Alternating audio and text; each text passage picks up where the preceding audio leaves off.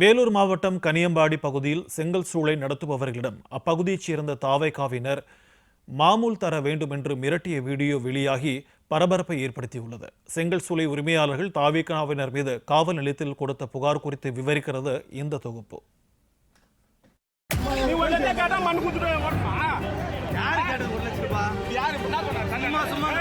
வேலூர் மாவட்டம் கனியம்பாடி பகுதியில் 300க்கும் மேற்பட்ட செங்கல் சூளைகள் செயல்பட்டு வருகின்றன.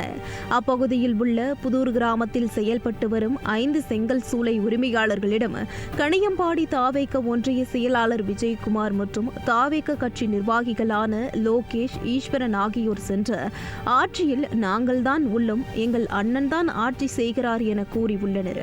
அதோடு செங்கல் சூளை பழையபடி செயல்பட வேண்டும் என்றால் அதற்கு நீங்கள் 1 லட்சம் மாமூல் தர வேண்டும் என மிரட்டி உள்ளனர்.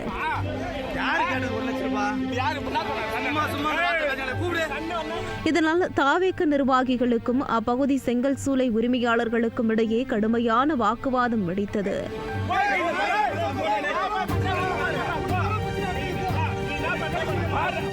ஒரு கட்டத்தில் பொறுமை இழந்த தாவேக நிர்வாகிகள் அங்கிருந்தவர்களை தகாத வார்த்தையால் பேசி சண்டையிட்டதுடன் ஒருமையில் பேசி தகராறிலும் ஈடுபட்டனர்.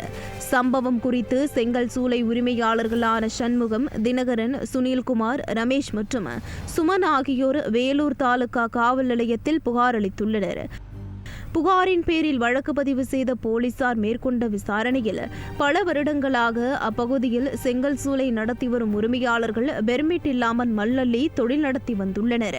இந்த நிலையில்தான் தாவேக ஆட்சி அமைந்த பிறகு அப்பகுதி தாவேக ஒன்றிய செயலாளர் விஜயகுமார் அங்கிருக்கும் செங்கல் சூளை உரிமையாளர்களிடம் சென்று மண் அள்ளுவதற்கு லஞ்சம் தர வேண்டும், இல்லை என்றால் தொழில் நடத்த விடமாட்டோம் என மிரட்டியதாக கூறப்படுகிறது.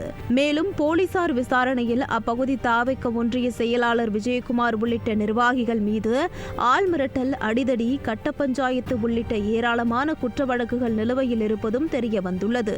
செங்கல் சூளை உரிமையாளர்களிடம் தாவேக நிர்வாகிகள் மாமூல் கேட்டு அடாவடித்தனம் செய்து மிரட்டியுள்ள சம்பவம் வேலூர் மாவட்டத்தில் பெரும் அதிர்வலையை ஏற்படுத்தியுள்ளது.